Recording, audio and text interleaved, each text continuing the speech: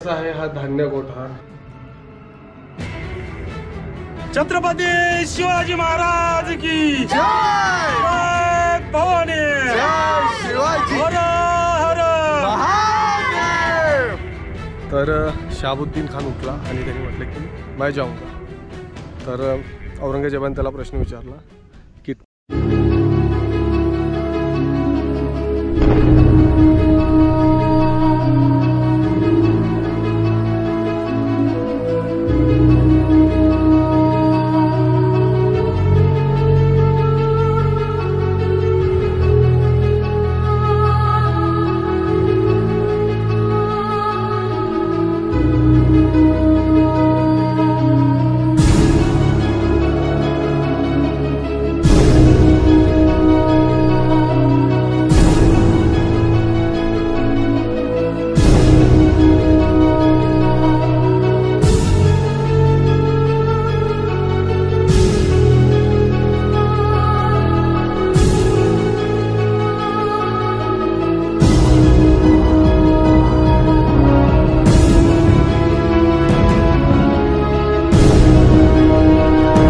कणभर मराठ्यांनी मनभर यवनांना पाणी पाजलं हा इतिहास आपल्याला परिचित आहे। याच इतिहासाची साक्ष देत माझ्या पाठीमागे आज उभा आहे किल्ले रामशेज। अजिंक्य असा राहिलेला हा किल्ले रामशेज आणि यामागचा इतिहास आज आपण जाणून घेऊया। रामशेज त्रेतायुगात जेव्हा प्रभू श्री रामचंद्र वनवासात होते तेव्हा ते विसावा घ्यायला या किल्ल्यावर यायचे। इथे त्यांची शेज होती त्यामुळे रामशेज या किल्ल्याला नाव पडलेलं आहे। तर चला आता आपण किल्ल्याच्या दिशेने जाऊया आणि जाणून घेऊया मराठ्यांचा पराक्रम इतिहास जो या किल्ल्याने बघितलेला आहे।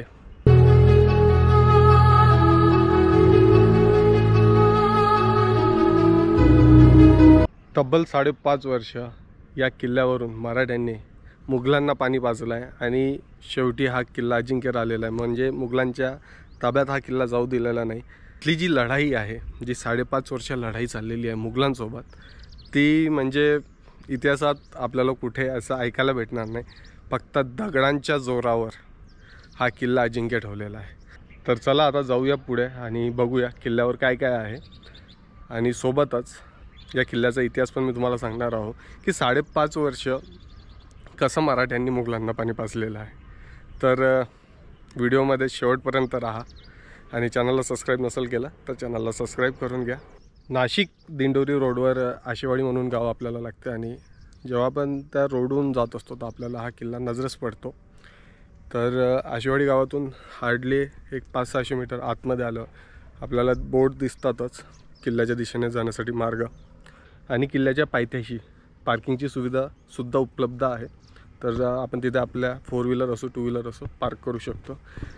तर त्याचे नॉमिनल चार्जेस घेतात। आता 2 व्हीलरचे 20 रुपये घेतले माझ्याकडून आणि 4 व्हीलरचे मे बी 50 रुपये असतील, त्याची मला काही कल्पना नाही। तर किल्ला चढायला सोपा आहे। तर जाऊया चला कारण की उशीर होतो आहे।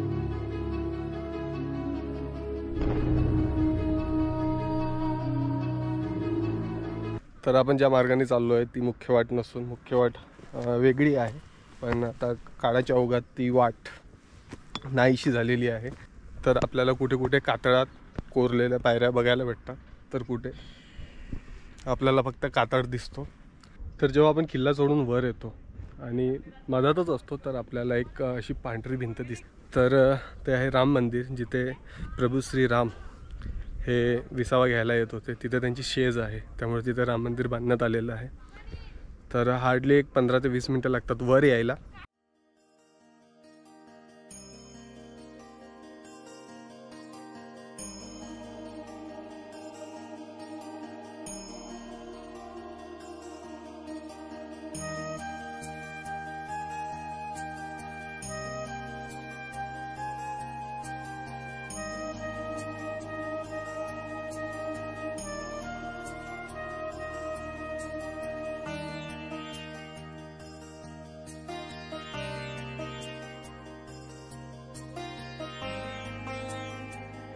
तर आता मी मंदिरात जिथे प्रभू श्री रामचंद्र विसावा घ्यायला यायचे तिथे आता मंदिर बांधण्यात आलेलं आहे आणि तिथूनच जे आता पाठीमागे मंदिर आहे एक महाराज राहतात जे की अयोध्येचे आहेत आणि सोबत एक महाराज आणखी आहे जे की MP मधून बिलॉंग करतात. तर ते 2008 पासून इथे आहे आणि सेवा देत आहे.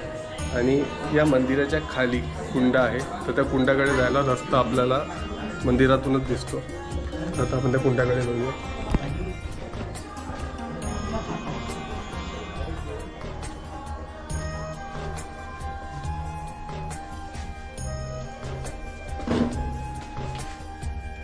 तर मंदिराच्या तळाला आहे हा एक छोटासा कुंड आणि त्या कुंडात 12ही महिने पाणी राहतं आणि ते पाणी 12ही महिने पिण्यायोग्य राहतं. तर जे महाराज इथे मंदिरात सेवा देतात ते इथलं पाणी वापरतात प्यायला आणि स्वयंपाकाला. तर त्यामुळे त्यांनी सांगितलं की तुमचे हात पाय यामध्ये टाकू नका, कारण की आम्ही 12ही महिने हे पाणी पितो. आणि खरंच खूप स्वच्छ असं पाणी आहे. आपल्याला इथून तळ दिसतो, एवढं शुद्ध आणि नितळ हे पाणी इथे बघायला भेटत आहे.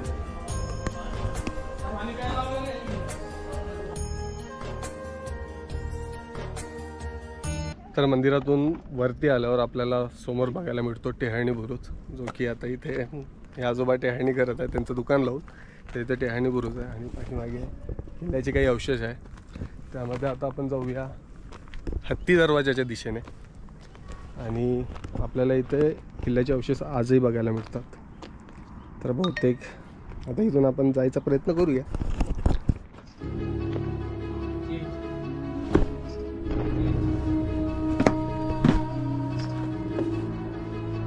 तर तो मार्ग आहे, तिथून आपण आता खाली आलेलो आहोत आणि इथे आहे ते धान्य कोठार. आणि आता आपण आतमध्ये जाऊन बघूया. तर इथे मोठे मोठे दगड आपल्याला बघायला मिळतात. तर इथून पूर्ण दगड वरती काढले नाही, काही दगड इथे आपल्याला दिसतात आणि इथे पायऱ्या पण दिलेल्या आहेत दोन. तर चला आता खाली उतरून आलो आहे तर आपण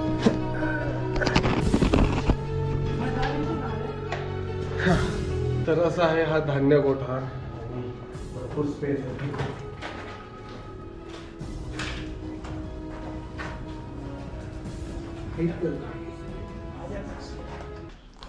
आणखी इथे छोटीशी एक रूम बनवण्यात आलेली आहे.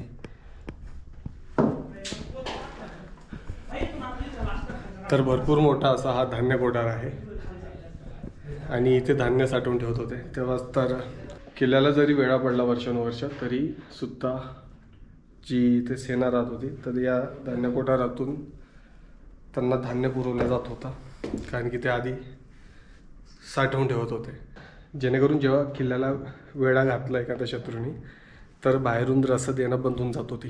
तर मग इथलं जे काही धान्य होतं ते काढून वापरायचे आणि जोपर्यंत शत्रू किल्ल्याला वेळा घालून बसलेला आहे तोपर्यंत शांत राहायचं किंवा त्याला प्रत्युत्तर द्यायचं. तर आता समोर आपण चाललेलो आहोत. तर समोर आहे चुन्याचा घाणा, भवानी मंदिर आणि हत्ती दरवाजा.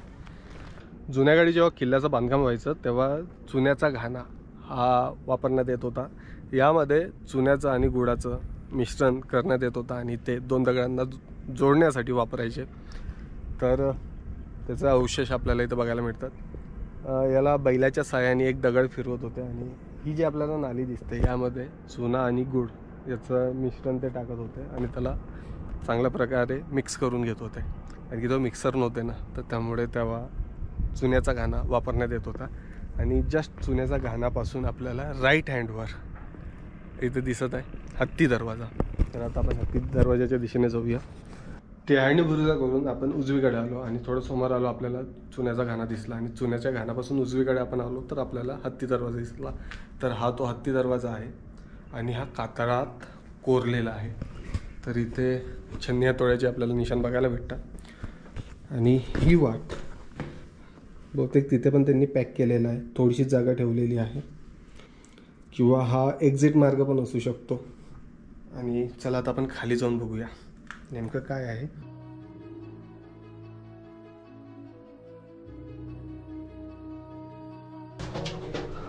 तर ही चोर वाट होती आणि इथे एक सिक्युरिटी गार्डला राहायसाठी जागा दिलेली आहे आणि मी वरतून खाली आलेलो आहोत.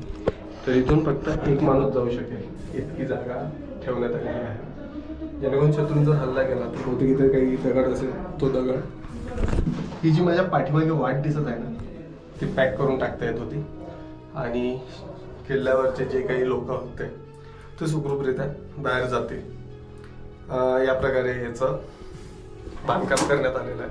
पण मला नाही वाटत की याचा उपयोग केला असेल, कारण की हा किल्ला अजिंक्य राहिलेला आहे. पण सेफ साईड बुक नसो पण शिदोरी असो म्हणून चोरवाट बनवण्यात आलेली होती. तर चला आता निघूया आणि जाऊया वरच्या दिशेने.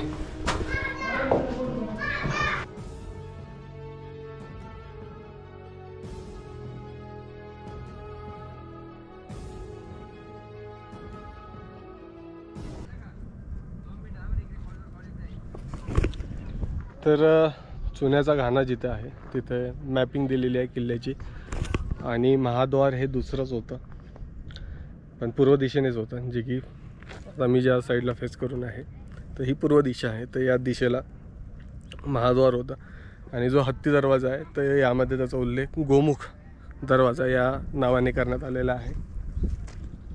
आणखी याला पूर्व चौकी, दगडाची पश्चिम चौकी, चोरखिंड, टाके, उत्तर पूर्व चौकी.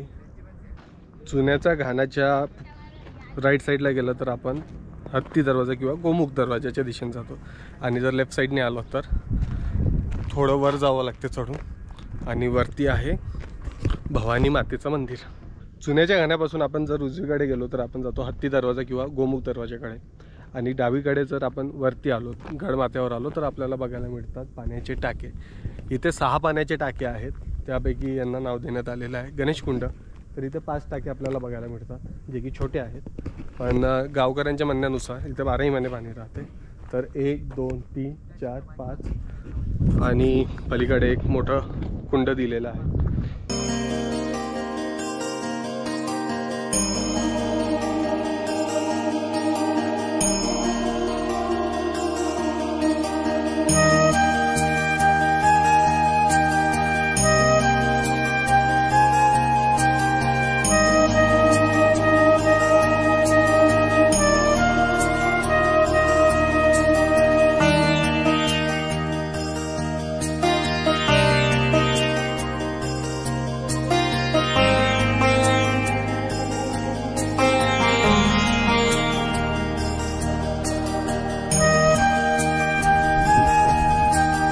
तर पाण्याच्या टाक्या किंवा गणेशकुंडापासून वर आल्यावर आहे भवानी मातेचं मंदिर आणि पाठीमागे आहे छत्रपती शिवाजी महाराजांची प्रतिमा.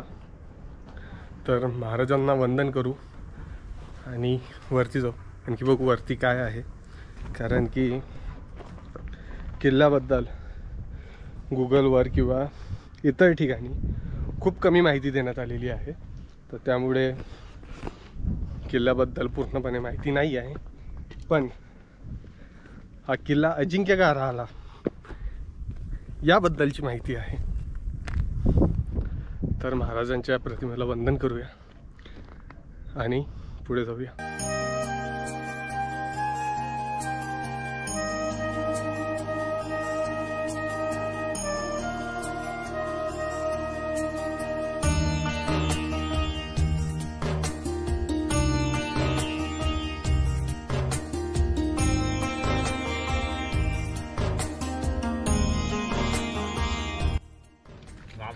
तर जर आपण कुठे गेलो तर सोबत तर काही नेत नाही, पण आपुलकीचे माणसं भेटतात. तर भवानी मातेच्या मंदिरासमोर नाशिककर ग्रुप भेटला आणि मला राजगिऱ्याचे लाडू ऑफर केले.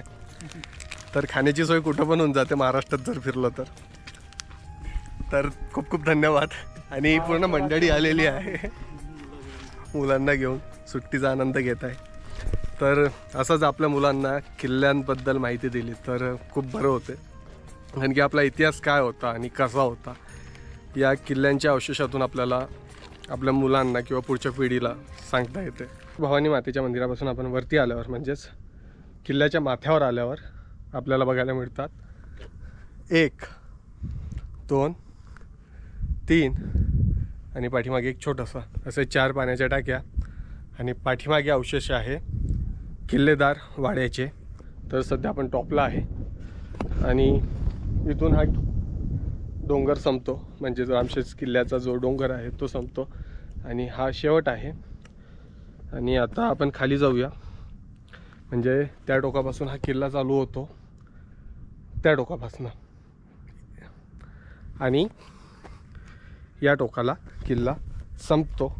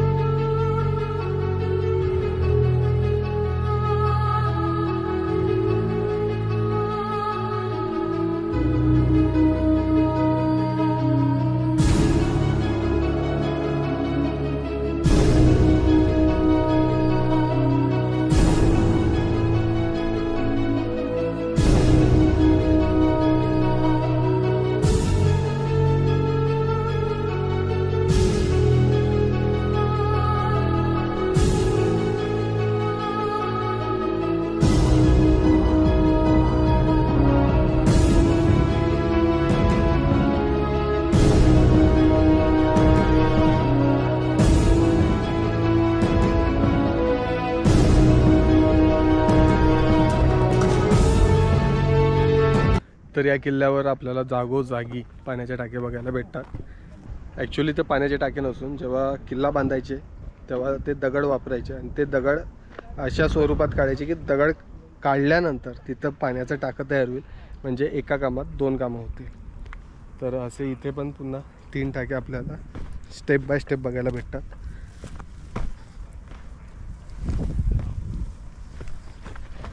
आणि थोडं रिस्की पण आहे, तर सोबत कोणी असेल तरच या किल्ल्यावर या. तर इथे 1 2 3 असे 3 टाके इथे सुद्धा आहेत आणि छोटे मोठे टाके तर वरती आपल्याला भरपूर बघायला मिळतात.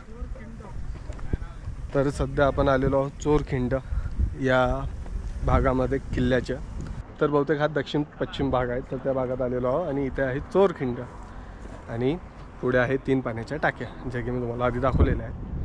तर आता मी आलेलो आहोत चोरखिंड या ठिकाणी आणि 2 रस्ते आहे. एक तर भवानी मातेचं मंदिराचं जे बोर्ड लावलेलं आहे चुनाच्या घाण्याच्या शेजारी तिथून, आणि दुसरं किल्लेदाराचा जो वाडा आहे म्हणजे जे अवशेष आहे तिथून सुद्धा एक येतो.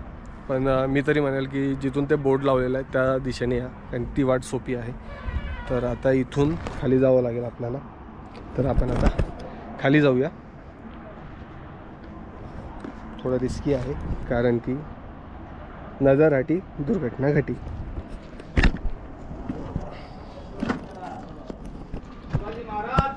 जय.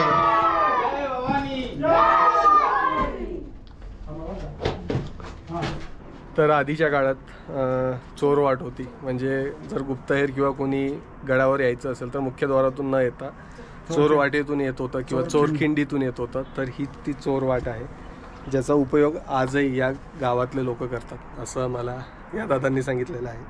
तर इथे पायऱ्या दिलेल्या आहे इथे खाली, आणि कोणालाच वाटणार नाही की इथे ही वाट आहे म्हणून, कारण की जर वरून बघितलं ना तर हा काळा पाषाण दिसतो.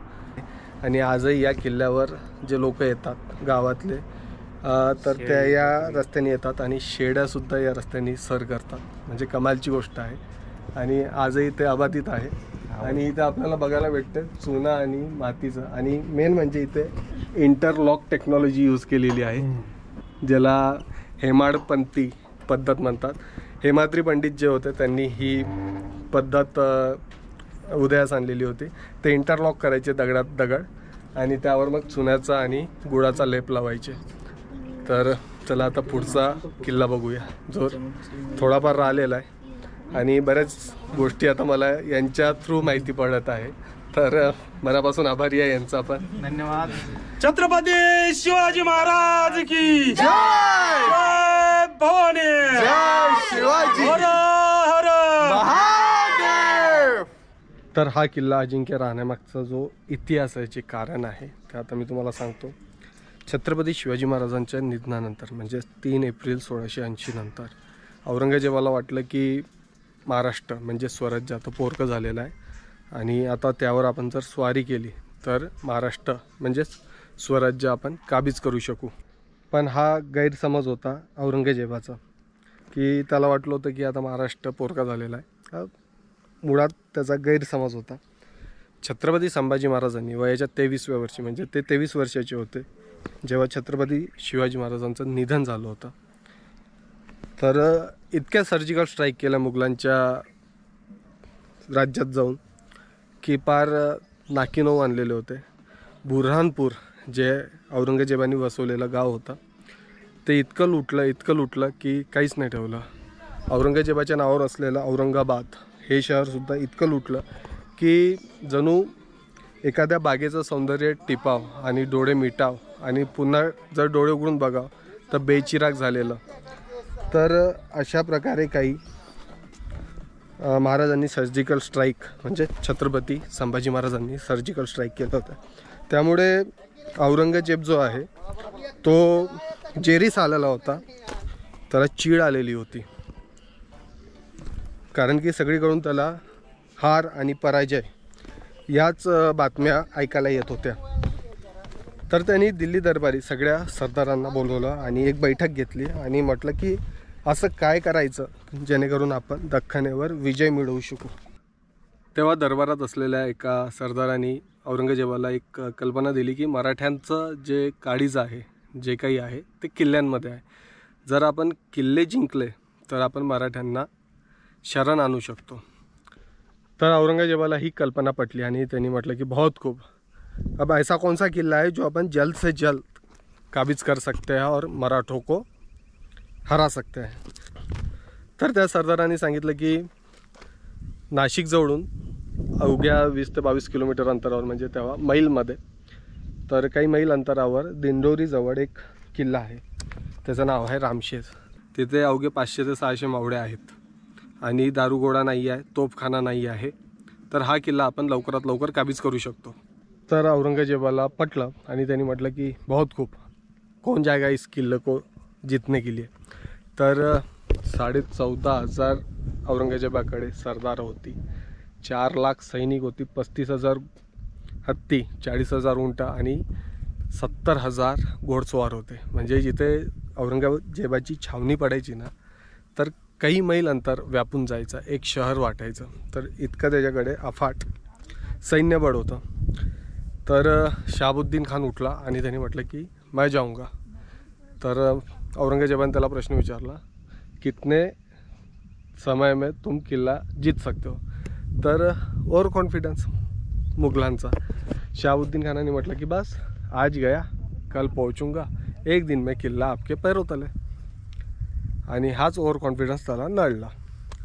शहाबुद्दीन खान 10,000चं सैन्य घेऊन महाराष्ट्रात धडक दिली आणि हा जो परिसर दिसतोय आपल्याला इथे त्यांनी वेळा मारला. मराठे वरती, दारुगोळा नाही, तोफखाना नाही, फक्त मराठे. वेळा पडला. दुसऱ्या दिवशी सकाळी शहाबुद्दीन खान त्याचं सैन्य घेऊन किल्ल्यावर स्वारी, म्हणजे सर करायला निघाला आणि ओरडत निघायला, चलो चलो चलो आगे चलो चलो चलो. मराठे हू चू करत आहे वरती, काहीच हालचाल नाही. त्याला मनातल्या मनात वाटलं की मराठे आपल्याला किल्ला असाच देऊन देत आहे. शत्रू टपक्यात आलं, येस ओलांडली, आणखी जवळ आलं. मराठे शांत आणि शहाबुद्दीन खान फुल कॉन्फिडन्समध्ये आला, चलो ले लो किल्ला, ले लो किल्ला, ले लो किल्ला करत करत. आणि जसं शत्रू सैन्य जवळ आलं तसे किल्लेदाराची इशारत घुमली. जशी इशारत घुमली तसंच वरती गोफणी गरगरायला लागल्या आणि त्या गोफणीतून दगडांचा पाऊस चालू झाला आणि एक दगड शहाबुद्दीन खानाच्या डोक्याला जाऊन लागला. तसाच तो ओरडला, पीछे पीछे पीछे. आणि तसाच पूर्ण त्याचा सैन्यबळ मागे हटला. त्यामध्ये अर्ध सैन्यबळ जखमी झालं. संध्याकाळी भाऊ गलबतखान्यात त्याच्या जखमा शेकत बसला होता. तर तो म्हटला की कैसे ये मराठे पत्थरों से खेलते हैं. तेवढ्यात त्याचा एक खास माणूस, म्हणजे शहाबुद्दीन खानाचा एक खास माणूस शामियानात आला आणि त्याने म्हटलं की जहांपना, आज अपन चल के गए थे, पत्थर आके सर को लगे, कल अपन रेंग के जाएंगे.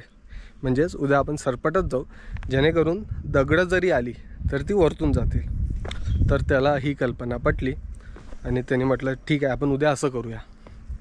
आणि दुसऱ्या दिवशी पुन्हा त्यांनी किल्ल्यावर सर करायला सुरुवात केली.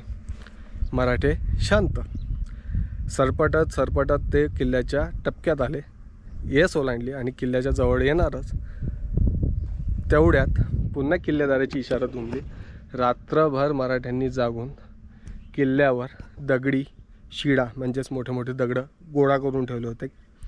जसे शत्रू सैन्य टपक्यात आलं त्या शिडावरतून ढकलून दिल्या. सरपटणाऱ्या सैन्यांना नेहमीचंच सरपटणारं करून नंतर ते खाली जाऊन थांबल्या. तर त्याच्यातून शहाबुद्दीन खान वाचला आणि पुन्हा तो पडून आपल्या छावणीत जाऊन लपला. आता काय करायचं? तेवढ्यात त्यांनी तोफखान प्रमुखाला बोलवला त्याच्या आणि म्हटलं की तोफे दागो. आता ही दुपारची वेळ झालेली होती म्हणून तोफखान प्रमुखांनी इथे तोफा लावल्या आणि तोफा दागणार पण संध्याकाळ झाली होती. तर तोफखान प्रमुख म्हणाला की आता उद्या सकाळी आपण तोफा दागू. मराठे वरतून बघत होते. संध्याकाळ झाली होती त्यामुळे तोफखान प्रमुखांनी म्हटलं की आता आपण उद्या मारा करू. पण त्या रात्री मराठे खाली उतरले किल्ल्याच्या आणि यांच्या छावणीत घुसून सपासप प्रलय माजवला आणि कोणाला कडायच्या आत मराठे पुन्हा किल्ल्यावर वापस. आता दुसऱ्या दिवशी सकाळी जेव्हा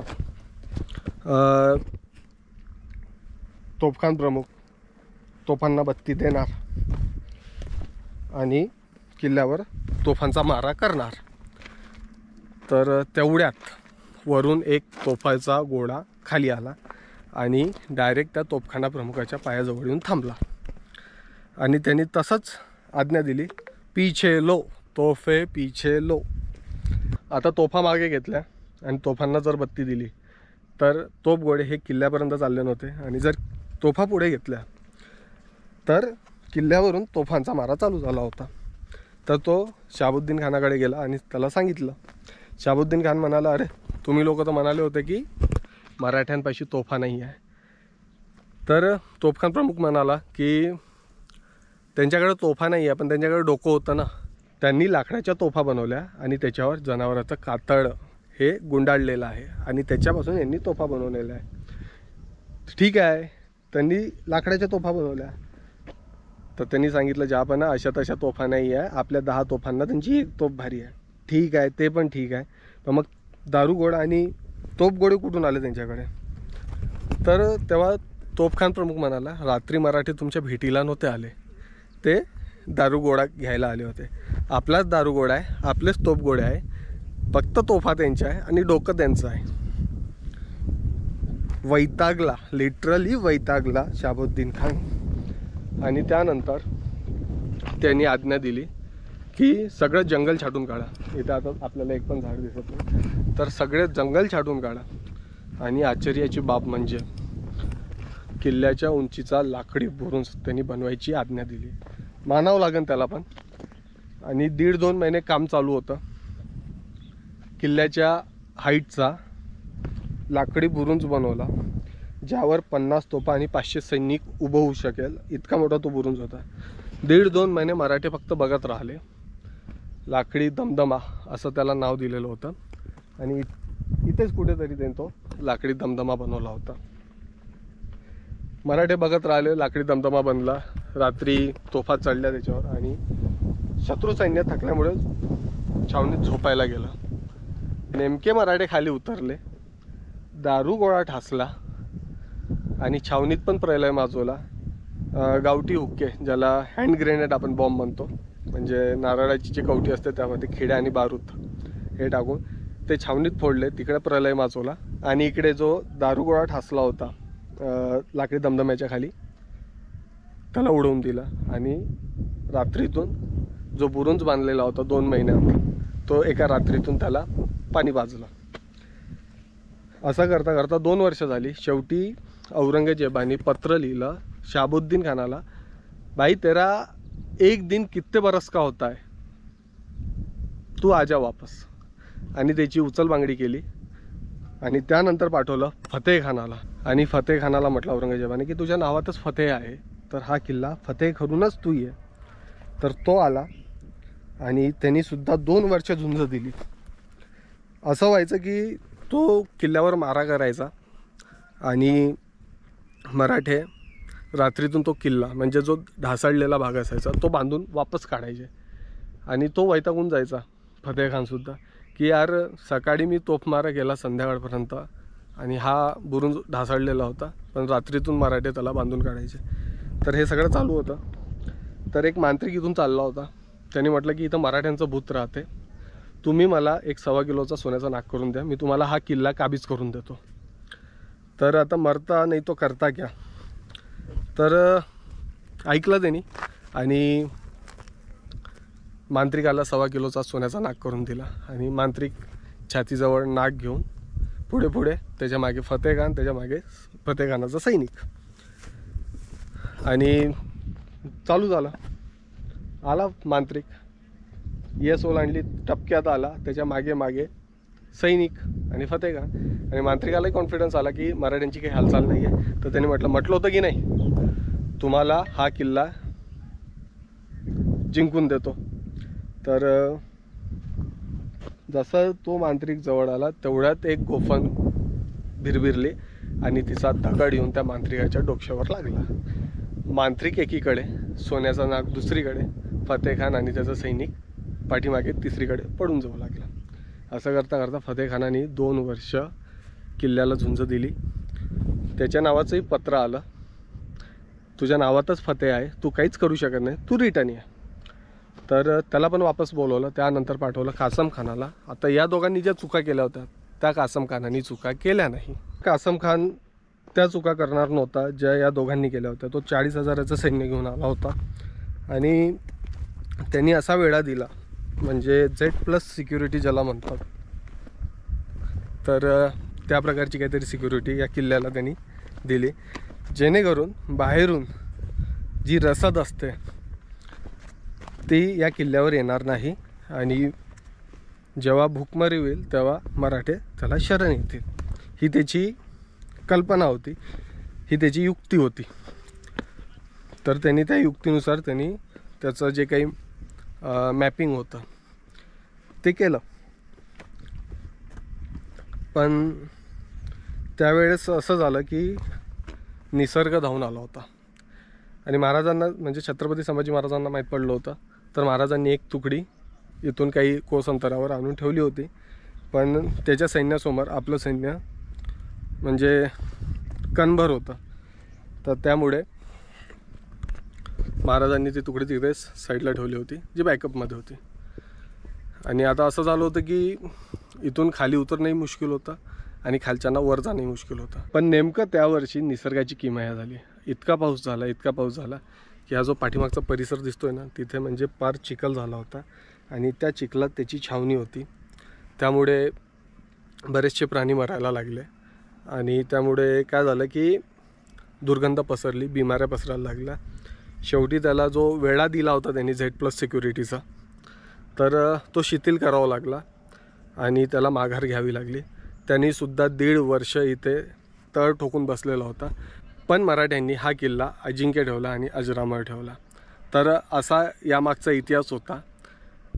छत्रपती शिवाजी महाराजांनी म्हटलं होतं की माझा एक किल्ला मावळ्यांनी 1 वर्ष जरी लढवला तर यवनांना म्हणजे शत्रूला 350 वर्ष लागतील, कारण की स्वराज्यात 360 किल्ले होते.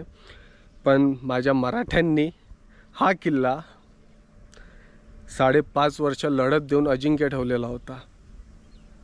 जर आता कॅल्क्युलेशन केलं तर कितीतरी पिढ्या खर्ची पडल्या असत्या मुघलांच्या, पण स्वराज्य काही त्यांच्या हाती आलं नसतं. शेवटी फितुरी गेली आणि छत्रपती संभाजी महाराजांना अटक करण्यात आली आणि धर्मवीर गडावर नेण्यात आलं. तर त्याचा पण व्हिडिओ आपल्या चॅनलवर आहे, तर तुम्ही तो व्हिडिओ बघू शकता. डिस्क्रिप्शन बॉक्समध्ये लिंक दिलेली आहे. तर असा हा इतिहास होता या किल्ल्याचा आणि असा होता हा रामशेज किल्ला. आशा करतो की तुम्हाला हा व्हिडिओ आवडला असेल. आवडल्यास व्हिडिओला लाईक करा, चॅनलला सबस्क्राईब करा. तर आता आज्ञा असावी, हा व्हिडिओ आपण इथेच एंड करूया. भेटूया एका नवीन व्हिडिओमध्ये लवकरच. तोपर्यंत जय हिंद, जय महाराष्ट्र, जय शिवराय, जय शंभूराज.